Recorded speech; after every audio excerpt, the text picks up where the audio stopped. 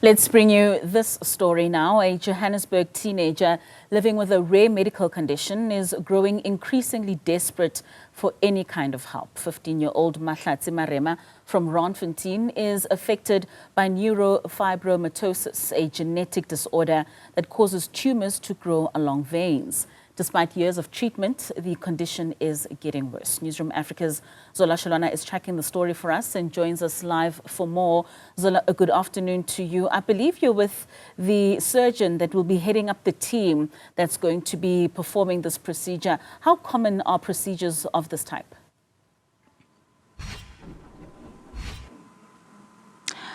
Well, Katlego, looking at our health system in South Africa, we are told that we have about 3 centers that usually, conduct these kind of operations. But of course, it's not something that you would see happen on a weekly basis. Now, here at Maxeke Hospital, it only happens just once a month. And it takes surgeons that, of course, have gone through, the experience to be able to conduct such. So it's not an operation where one can just walk in and be seen by a medical doctor and be told that you're coming in for operation next week. But just to take us through the complexities of this condition, we are joined by the head of plastic surgery here at Maxeke, Dr. Thendo. Doctor, thank you very much for your time.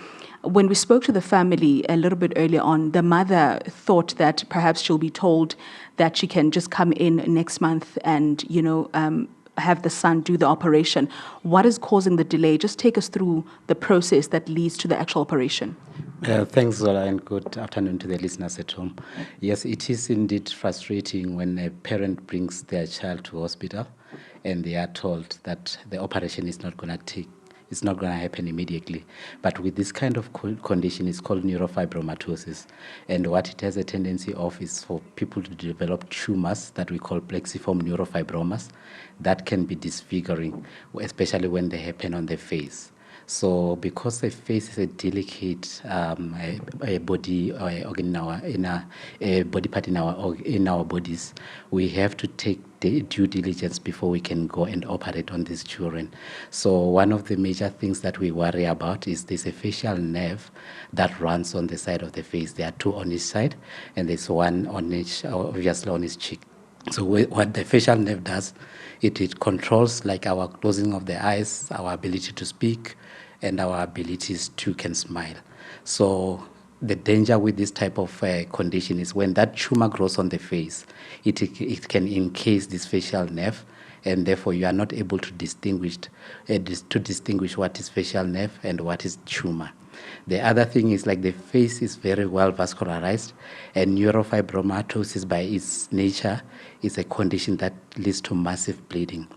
So when we plan this operation, we take that into account to make sure that we plan it in such a way that we check the benefits of doing the operation and taking it all out versus the disadvantage that at some point we might lead into the patient bleeding to death. So this is a planning that we need to go through, that we are going through with the patient, the index patient. So the condition is not treatable.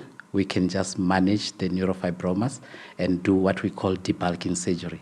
Debulking surgery by its nature is just taking out whatever we can, making sure that we are safe, not to damage the facial nerve, and also not to bleed the child into death. So now the delay in this is, with that we need to plan. And the child has received 2 operations before at Krisani Baragwanath Hospital, and then craniofacial unit in the vet circuit, we do it at Charlotte. So the child was sent through to us to see how we can assist further, because with these 2 operations that the child has had a recurrence, because as we said, you can't treat it, and then it has a high recurrence rate. So when they send the child through this side, they wanted our expertise, and our center, a craniofacial center, is the only center in Gauteng. So we've got an expert who runs the center by the name of Prof. Christophidis, who has even done a fellowship in training further at Oxford to make sure that he's very experienced in this, and he's been running this center for a very long time. So one of the delays is we need Prof. Christophidis' input to tell us how we can best approach it, and he will be the one leading this team that's going to be carrying out this operation when the operation does happen. So currently, Prof. Christophidis is on leave, and we have this clinic only once a month. We're going to be having it tomorrow, which we're going to be seeing them and planning, but because it's on leave, they're going to come to our clinic next month, because by the nature of the complexity and the craniofacial clinic being a subspecialized service, we only do it once monthly, and we cater for everyone who comes through our door at Charlotte. So Prof. Christophidis will be available from next month, whereupon he will review the child, and then we will plan as to how we will go further. Thank you very much, Doctor, for your time.